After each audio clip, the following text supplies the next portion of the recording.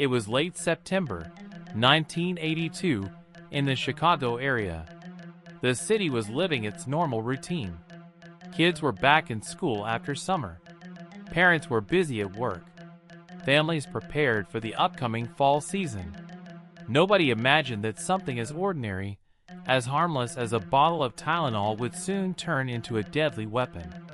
On the morning of September 29, 1982, a young 12-year-old girl named Mary Kellerman woke up with a sore throat and a runny nose.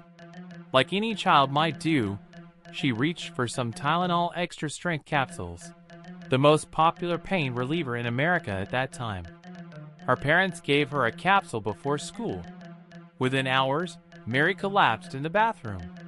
By the time paramedics arrived, it was too late. Mary had died suddenly and without explanation. That very same day, just miles away, a man named Adam Janis, only 27 years old, also wasn't feeling well. He took Tylenol for some chest discomfort. Later that day, he was rushed to the hospital and pronounced dead. Doctors initially thought it was a heart attack. His family gathered to mourn. In their grief, Adam's brother Stanley and Stanley's wife, Teresa, also complained of headaches. They, too, took Tylenol from the same bottle Adam had used. Within hours, both of them collapsed. By nightfall, they were also dead. The same day, in another part of Chicago, 35-year-old Mary Reiner had just come home from the hospital after giving birth to her fourth child. She wasn't feeling well, typical after delivery. She reached for Tylenol to ease the discomfort. She also died not long after. The city had no idea what was happening. By the next morning, another woman, 27-year-old Paula Prince, a United Airlines flight attendant, was found dead in her apartment. An open bottle of Tylenol sat on her bathroom sink. By the end of that horrifying week, 7 people in the Chicago area were dead, all seemingly healthy before, all dying suddenly after taking the same brand of medicine, Extra-Strength Tylenol capsules. At first, nobody connected the dots. These deaths happened in different parts of the city, involving people of different ages and backgrounds. A young girl, a father, a mother, a flight attendant. The common link seemed impossible. Tylenol? America's trusted painkiller? But investigators began to notice strange similarities. The Cook County Medical Examiner, Dr. Thomas Kim, was among the first to connect the cases. He ordered lab tests on the Tylenol capsules from the victims' homes. The results were shocking. The capsules weren't medicine anymore. They were filled with deadly potassium cyanide, a fast-acting poison that prevents the body from using oxygen. Victims suffocate internally within minutes. This discovery sparked terror across Chicago. Imagine standing in your bathroom, staring at a bottle of pills you've taken hundreds of times before, and realizing it could kill you instantly. News of the death spread quickly. TV channels broadcast urgent warnings. Stop using Tylenol immediately. Police cars with loudspeakers drove through neighborhoods, telling residents to throw away their Tylenol bottles. Pharmacies pulled Tylenol off shelves. Hospitals set up hotlines. The fear was unlike anything the U.S. had seen before. Tylenol wasn't just a local product. It was everywhere, in almost every American household. At the time, Tylenol made up 35% of the U.S. over-the-counter painkiller market. It was as common as aspirin. The deaths felt random, unpredictable, unstoppable. People panicked. Parents threw away medicine. Stores were emptied. Even aspirin sales dropped, as consumers feared all medicine was unsafe. For Johnson & Johnson, the company that made Tylenol, the crisis was immediate and catastrophic. Within days, the company issued a nationwide recall of 31 million bottles of Tylenol, worth more than $100 million at that time. It was one of the largest product recalls in American history. Meanwhile, investigators scrambled. Who could have done this? Why would anyone poison random medicine bottles? And how many bottles were still out there, waiting for someone to swallow the deadly capsules? In the first days of the investigation, the focus was survival, getting contaminated Tylenol off shelves, warning the public, saving lives. But beneath the chaos, a mystery was forming. Who poisoned the Tylenol, and how did they manage to pull it off?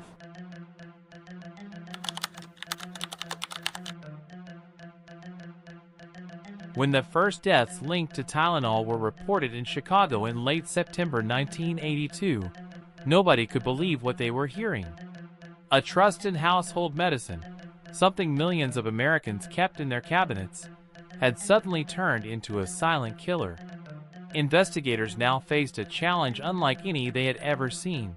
Someone had managed to poison the most popular over-the-counter drug in the country, and no one knew how many bottles were still out there.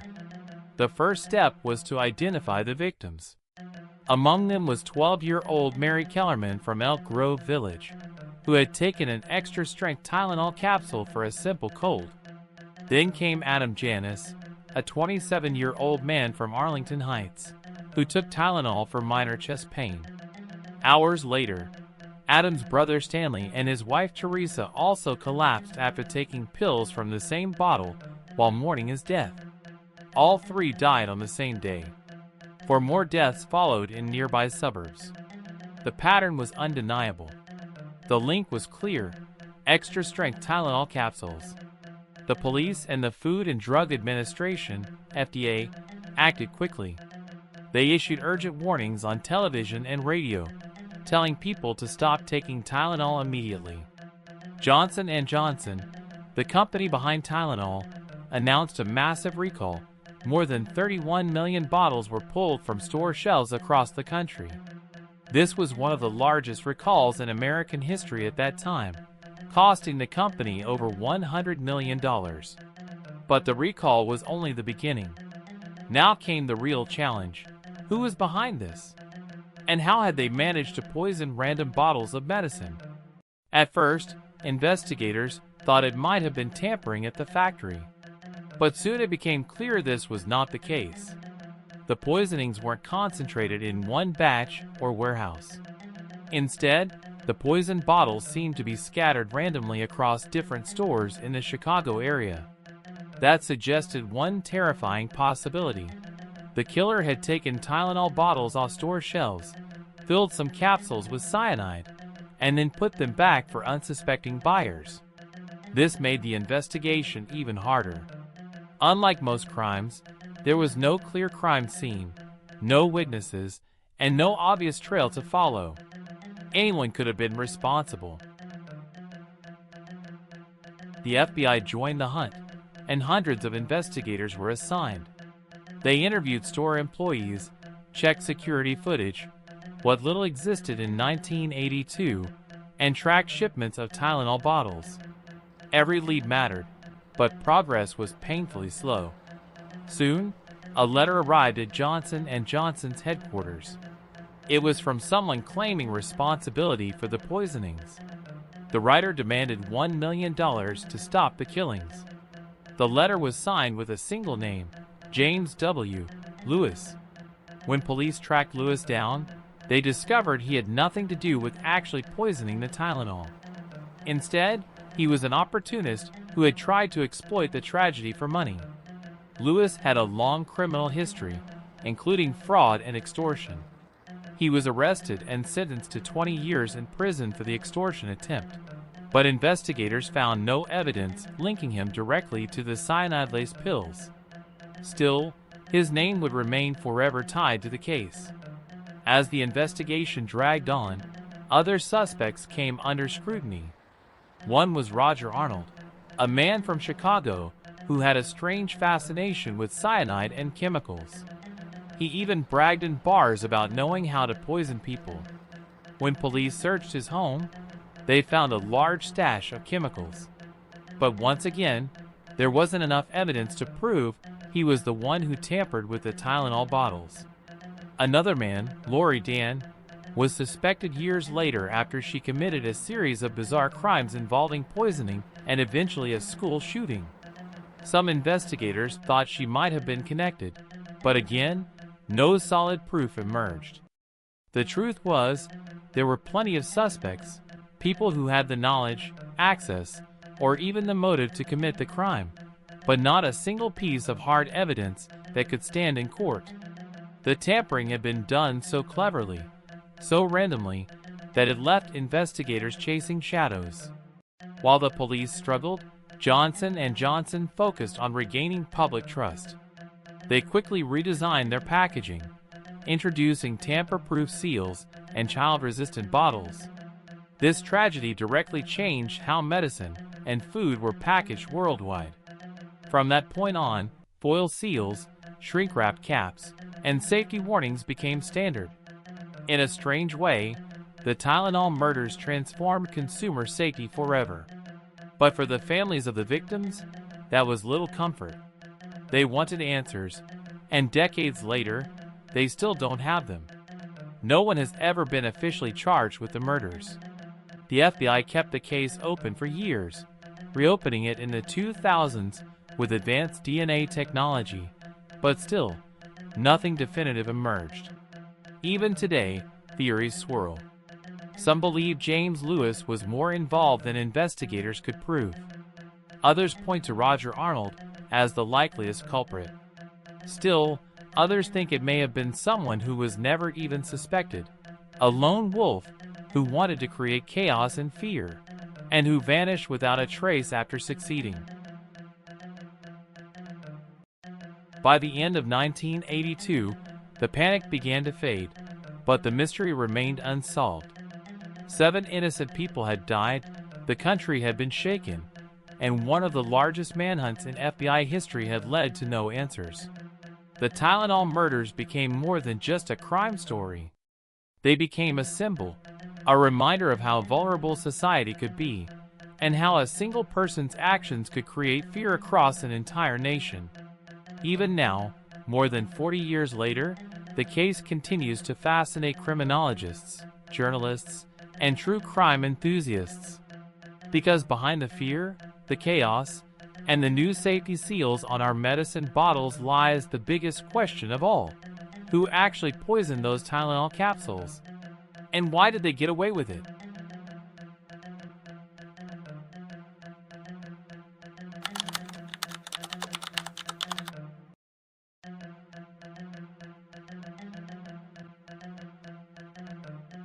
By late 1982, Chicago was no longer in a state of open panic, but the unease never completely faded. The poisoned Tylenol bottles had been pulled from the shelves, new safety measures were being introduced, and Johnson & Johnson had managed to salvage its brand through decisive action. But one haunting reality remained. The killer had never been caught. 7 people were dead, countless others terrified, and the most intense investigation of its kind in FBI history had ended without a name, without a face, and without justice. This vacuum of answers left behind a mystery so powerful that it still lingers over 4 decades later. And when there's a mystery, there are theories. The prime suspect, James Lewis. The first and most famous theory centers on James W. Lewis. After all, he was the man who wrote the extortion letter demanding $1 million from Johnson & Johnson in exchange for stopping the killings. His timing was suspicious, and his willingness to exploit such a tragedy seemed cold and calculating enough to match the mentality of a poisoner. Lewis had a troubled history: fraud, extortion attempts, and a record of strange, manipulative behavior. Some investigators believed he had both the brains and the cruelty to pull it off. However, despite years of digging, no physical evidence ever tied him to the crime. The FBI pressed him, media hounded him, and even decades later he remained a person of interest. But suspicion is not proof. Lewis himself denied ever poisoning Tylenol, insisting he was simply an opportunist. When he died in 2023, many headlines called him the prime suspect in the Tylenol murders. But the truth is, we may never know whether he was involved at all, or just a manipulative man who saw an opportunity in tragedy. The shadowy figure, Roger Arnold. The second major theory pointed to Roger Arnold, a man with an unsettling obsession with cyanide and chemistry. He reportedly bragged in taverns about knowing how to poison people, and even matched certain psychological profiles investigators had built. Police searched his home and indeed found chemicals, raising further suspicions. But again, no direct evidence connected him to the Tylenol bottles. Arnold's life spiraled after the murders. Harassed by the constant suspicion and scrutiny, he eventually shot and killed a man he had mistaken for someone spreading rumors about him. He served prison time, and his name remained tainted by association with the Tylenol case. Yet, despite everything, investigators could never pin the murders on him. The copycat theory. Another possibility is that the Tylenol murders weren't the work of just one individual. Investigators noticed that after the initial Chicago deaths, several copycat poisonings cropped up across the country. Though most of these cases were quickly debunked or revealed as hoaxes, the possibility remained that the original poisoner may have inspired others, or even been imitating another unknown crime himself. What complicates this theory is the random nature of the original attacks. Unlike most crimes, there was no clear motive, no direct financial gain, no personal vendetta against the victims, not even a targeted group. This randomness led some to speculate that the killer was simply a sadistic individual seeking chaos and notoriety, someone who enjoyed the power of turning an everyday product into a weapon of mass fear. The lone wolf hypothesis. Some criminologists believe the simplest answer may be the most accurate, that the Tylenol killer was a lone wolf. Someone who tampered with a handful of bottles, placed them back on shelves in the Chicago suburbs, and then disappeared forever. In this version of the theory, the killer may never have been suspected, never bragged, never written a letter, and never been caught because there was no trail to follow. They could have been a stranger passing through, or even a local who took their secret to the grave. This possibility haunts investigators the most because it fits the facts. 7 random victims, no clear motive, and no follow-up attacks once the panic began. A crime designed to cause maximum terror with minimum exposure. A legacy of fear. While the killer's identity remains unknown, the legacy of the Tylenol murders is undeniable. The tragedy forced a revolution in how everyday products were packaged. Before 1982, bottles of pills, food, and drinks were relatively easy to open, with no clear signs of tampering. After the murders, everything changed. Tamper-evident seals became standard, foil seals under caps, plastic shrink wrap, blister packs that crack when opened. New laws were passed, most notably the Federal Anti-Tampering Act of 1983, making it a serious crime to alter consumer products. Companies began investing heavily in consumer trust, building advertising campaigns around safety and protection. In short, the Tylenol murders reshaped consumer safety worldwide. Every time you twist open a bottle and hear that satisfying crack of the safety seal, you're hearing an echo of 1982. The psychological impact. For ordinary people, the case left deep scars. Before the murders, the idea that a stranger could slip poison into something as common as a painkiller seemed unthinkable. Afterward, millions became hyper-aware of the vulnerability of everyday life. This was more than crime, it was terror. Unlike most serial killers or criminals who target specific individuals or groups, the Tylenol killer proved that anyone could be a victim. The randomness of the act shook people's trust in society's most basic systems. To this day, when documentaries or true crime podcasts revisit the case, one common phrase comes up: "It could have been me." That chilling thought has never really gone away. The case today, even decades later, the Tylenol murders remain officially unsolved. The FBI periodically re-examined the evidence, especially in the early 2000s, when new forensic technologies like DNA testing offered hope.